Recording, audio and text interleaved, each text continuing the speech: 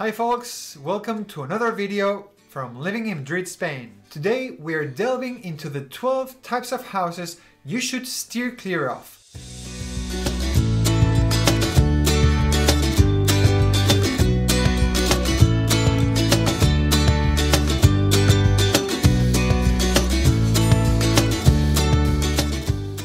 In my journey through the real estate market, I've came across houses that may look appealing at first but hide serious flaws. Flaws that clients often overlook but can significantly impact in their lives and well-being for years to come. I want to share this video with you so you won't have to go through the same pitfalls. My channel's purpose is to provide informative videos giving you more insights into the real estate world, especially when it comes to buying a house in the Madrid metro. Buying a house is the most significant investment for most people, and that's why we believe it's crucial for you to have all the knowledge possible when making that decision. Arming yourself with this information will empower you to make real estate decisions confidently, ensuring you snag the best house on the market. And don't forget to seek out a reliable real estate agent to guide you through the entire process. I hope this video aids you in finding the house of your dreams, and if it does, go ahead and hit that like button. Now, since everything is up for sale, let's dive straight into the 12 types of houses you should never consider buying. First up, we have the Hobbit houses.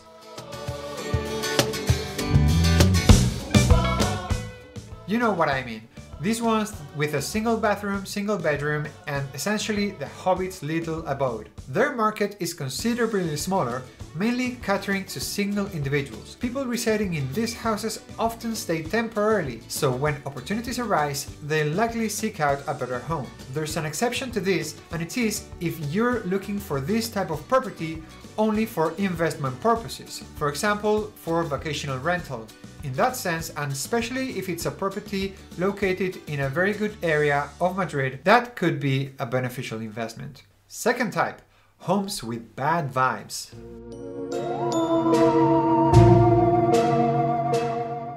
Trust your instincts. Trust your instincts. If you don't feel good in a house, that's not going to change. If you find yourself contemplating 95 modifications, renovations and redesigns just to envision it differently, and you're hoping that the neighborhood and everyone living there will miraculously change, well, that's not the house. It just isn't. Number 3. Houses with built-in trains.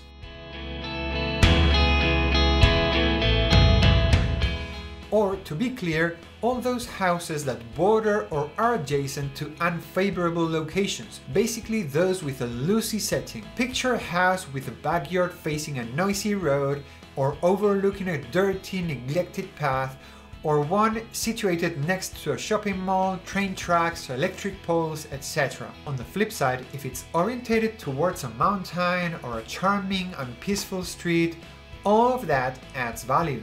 Number 4. Football stadium houses.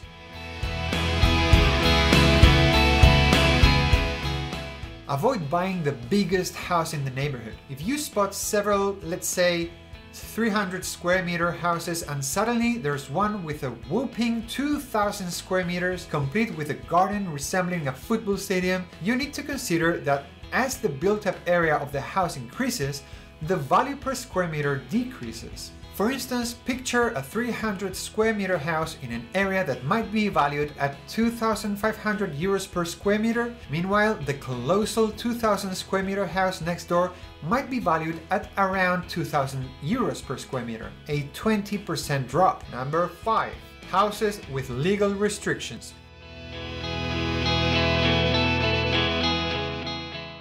Never ever buy a house with any type of rental restriction. Let me give you several examples of different situations that are common so you can see what I mean. But it doesn't mean these are just the only possible cases, okay? The first case would be officially protected homes that have limitations, both in the selling price and the rental price. Houses whose use is only allowed for primary residence and not for renting, or with limits set by the state. Okay, but let me give you a side note on this. It's okay to go for one of these homes In case you find yourself needing to move into one of these homes due to circumstances, I'm talking about generic examples here, thinking that at some point in your life you might want to sell or rent your property. In that case, you'll face restrictions, and that has a lower value.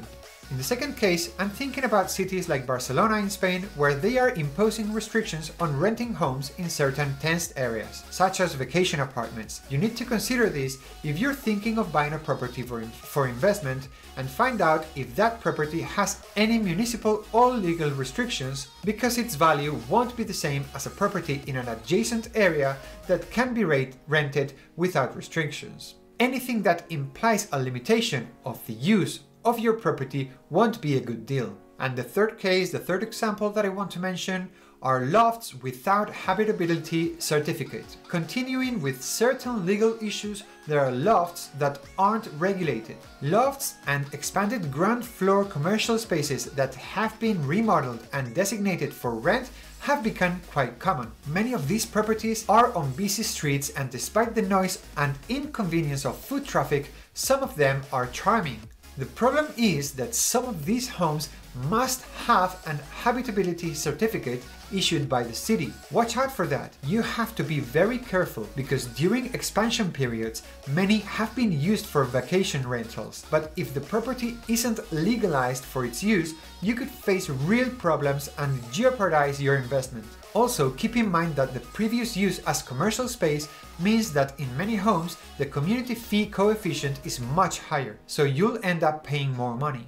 Related to this, and just as a general advice, I do not recommend investing in commercial spaces and offices. This is a market for specialists with high risks. So basically, you will be competing with investment funds and large companies investing their shareholders' money, and they won't necessarily be looking for the minimum price, putting you at a disadvantage. Stay away from that. Plus, offices are experiencing decreasing occupancy due to remote work. As I mentioned, it's a risky market. By the way, if you're watching this video and enjoying it, I'd love for you to subscribe, give thumbs up, and share it with your friends or family who are currently house hunting and might find it interesting. And now let's jump to number 6, houses with additions or enclosures.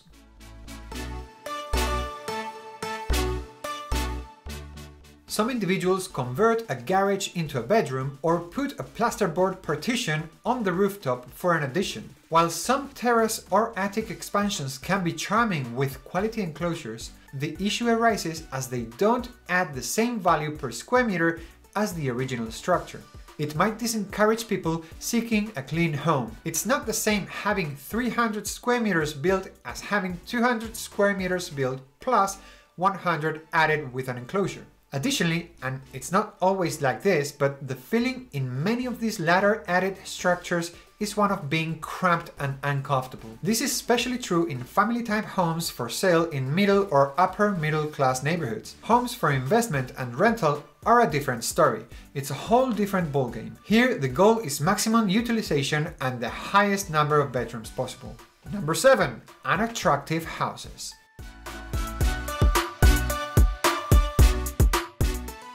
Don't buy a house solely based on the numbers. And here I need to make a point, because you might have seen my last videos in which I emphasize the importance of doing the maths and preparing a strategy. But there's a difference among investors and people looking for affordable assets to rent versus those buying their first homes and needing a house with excellent structures. Moving on, the numbers have to work, that's clear, but you also have to see the advantages of what you're buying. Otherwise, you'll find out that you don't feel good about it, even if the numbers add up after the purchase. Imagine buying a house in a horrible, isolated neighborhood with a bad smell just because it seemed to have a 50% discount compared to the area's price. It might seem profitable, but you won't spend any time there in your life, not even for renovations. Every bill, community letter, or news coming from that house will bring you bad memories. And that's not something you want. Okay, number 8. Opportunity houses.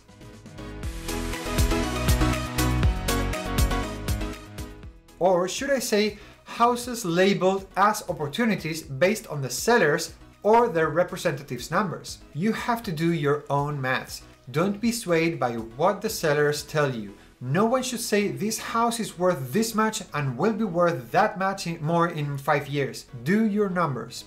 And if you're not sure, let your real estate agent or someone you trust to do them. I always run these numbers for my clients. If you have doubts, consult someone close with experience. Number 9. The DIY enthusiast's house.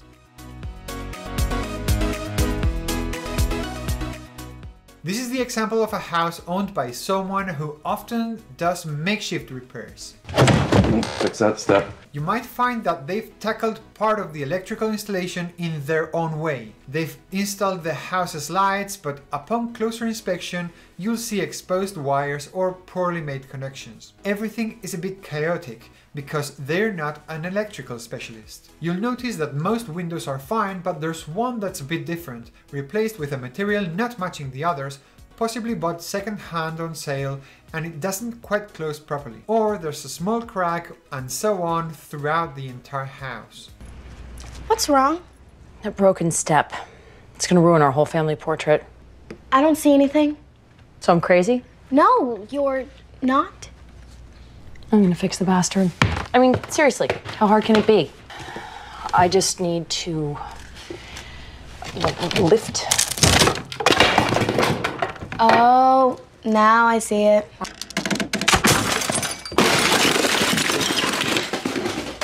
Homes from do-it-yourself enthusiasts are full of little things and small repairs that become a hassle once you're living in them.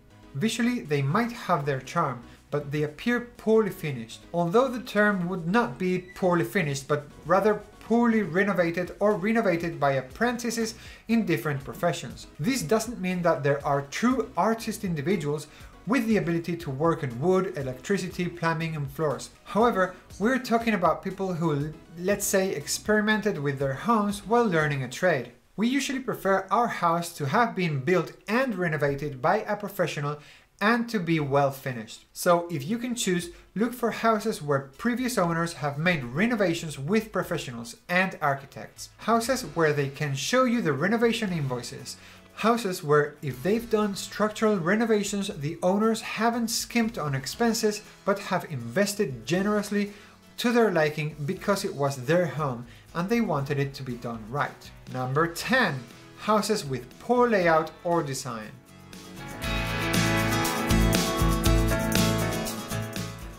Imagine two 200 square meter houses and think that yours will sell for the same as the one next door if your house has a bad layout. You said it yourself when we were taking the tow rope up the driveway. This house looks like a weird spaceship. For example, not having a bathroom in the master bedroom and having it in the hallways instead. Or having to pass through other rooms to get to the master bedroom or to the main bathroom. It's like being on a submarine, right? You guys fans of Tom Clancy? How did we get on the second floor? Isn't it great? There's an imperceptible rise. So you guys can either reverse course or take turns sliding down the fireman's pole. Or, for example, two spacious bedrooms and a tiny one. Things like that. That is a poorly laid out house. Number 11. Houses with quick fixes renovations. The infamous flips.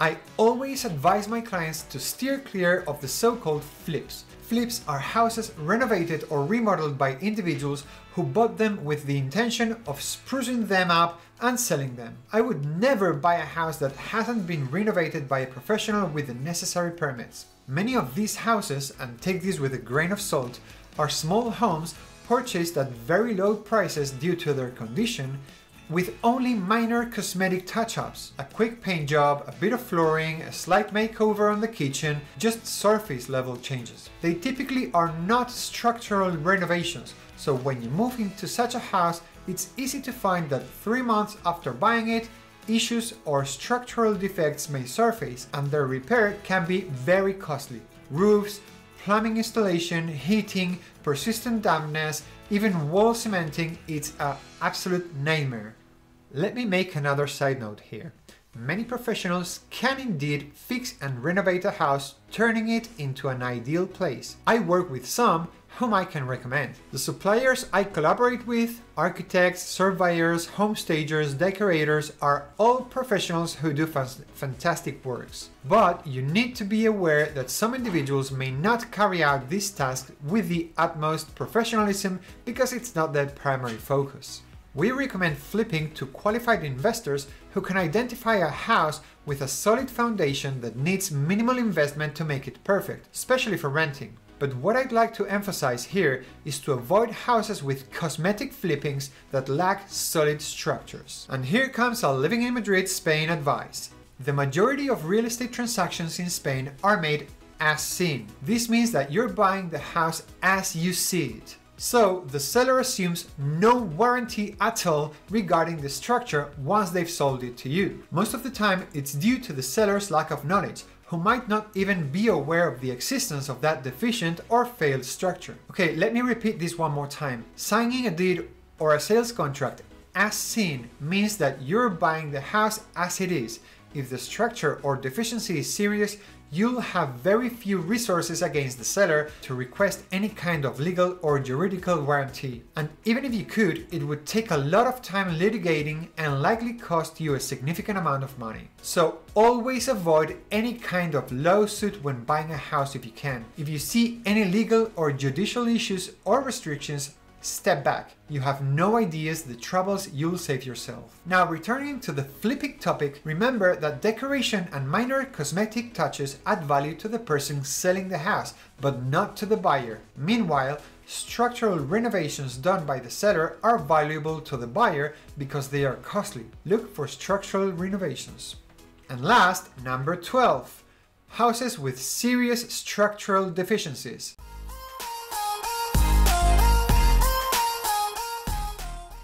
Avoid them, seriously avoid them. Related to what I've just said, here we're talking about houses with sloping terrains, poorly constructed partitions, inadequately founded walls, etc. For instance, we can think of the typical fantastic house whose facade deteriorates over time because the cement used was of poor quality and is breaking apart. So before buying a house whose structure or foundations are not in good conditions, consult with an experienced architect or surveyor to assess the state and determine the cost of repairing and reinforcing the structure. Now, recapping, since this video is about that, I suggest that when you search for your ideal home, be vigilant about these small details, because if you identify these patterns in houses, one issue may lead to another. So you have to be very attentive and use all this information to your advantage. Well, that's it for today. You know that if you have any questions, you can post them down below in the comments, or share if you have ever encountered houses like these ones we've discussed and what your experience was. And if I can help you find the house of your dreams, I'm a local real estate expert here, so if you're thinking of moving to the Madrid Metro, reach me any way you want. I'd love to help you out and answer those questions to find your ideal place to live. But the only way I can do that is when you give me a call, send me an email, or fill out the form in my website livinginmadridspain.com. You got all the information in the description down below. However you do it, I've got you covered when moving to the Madrid Metro. And also check out my other videos, and don't forget to subscribe to the channel and press the ring bell to receive notifications about all my upcoming content. Until the next video, catch you later!